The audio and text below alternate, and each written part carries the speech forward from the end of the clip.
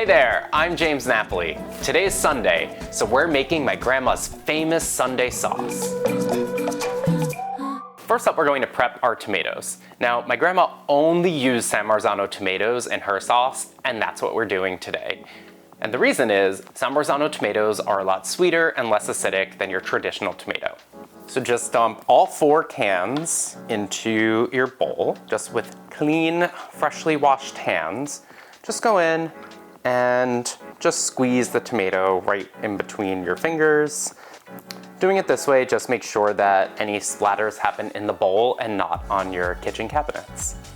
When you're choosing your San Marzano tomato, make sure that it is a product that comes, number 1, from Italy, and that it has a DOP on the label.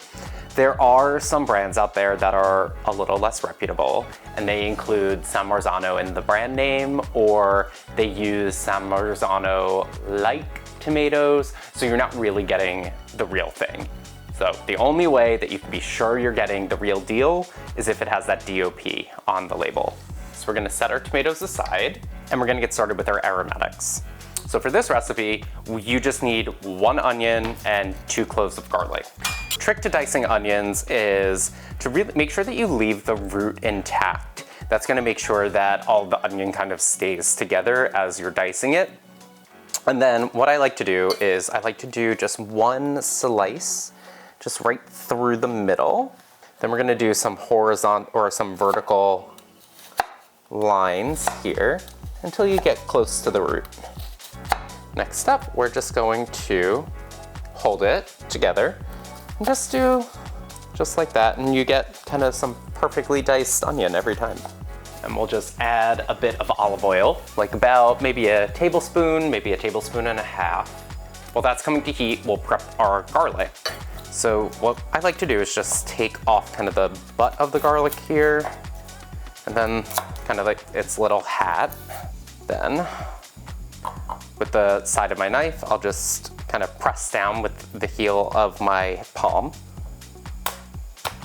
and just makes it easy to peel the paper off. Then we're just gonna mince our garlic. I like to use my garlic little press here. Our pot is nice and hot, so we're going to add our onions right in.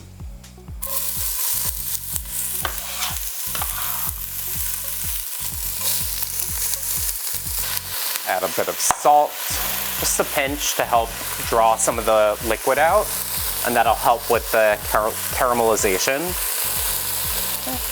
So once it gets golden brown like this, that's when we want to add our garlic. It's just right in there for about 30 seconds until it gets fragrant.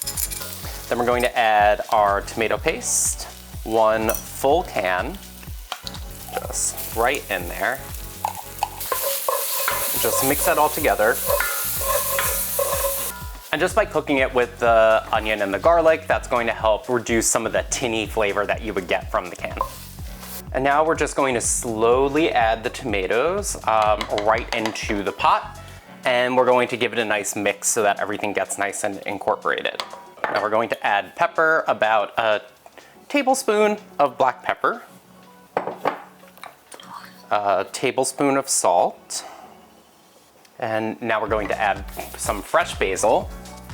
I like to do about 8 leaves. Tear them in half, that helps to get some of the oils out. Then just kind of sprinkle them in and just stir them right in to the sauce. Now we're going to let this simmer for about 30 minutes, stirring occasionally to make sure that it doesn't bubble over. And you want to make sure that you're cooking this on a low heat. Cooking it nice and low and slow will help make sure that the tomatoes don't take on kind of like a charry or more acidic note to them. The sauce has been cooking for about 30 minutes and it is looking great. So what I like to do at this stage is just add about 1/4 cup of parmigiano, just freshly grated, just to cut any bit of acidity that might be left over. I like to just add about a 1/2 tablespoon to a full tablespoon of butter. And because the butter is a base, that helps to counteract the pH of the tomato. Just gonna give one final taste, make sure everything came together right. That tastes like my grandma's. That's looks perfect. I'm not gonna change anything about that. So off camera, I made some pasta that I'm just gonna add into a big serving bowl here. And I chose shell-shaped pasta for nostalgic reasons. This is what my grandma always served to us when we were little kids. And making her sauce today, it just put me in a melancholy mood. We're just gonna add the shells just directly into our serving bowl. Then we're just going to add a few ladles of sauce just directly into our bowl. Now that all those shells are nice and covered in our delicious sauce, I like to just add a little bit more just right on the top here. Then I like to add just a bit of freshly grated parm. We'll just take a little bit of basil and just slice it into some fine strips. The sauce just really brings me back to my childhood. It's fresh, it's simple. The San Marzano tomatoes really come through. You know, it's a simple sauce. There aren't that many ingredients, and so you need to make sure that the quality of the ingredients shine through, and this sauce absolutely does that. Now, if you like recipes like this, Italian classics made a little bit lighter, please give a follow. I make recipes like this every single week. I can't wait to see you next time. Alla prossima.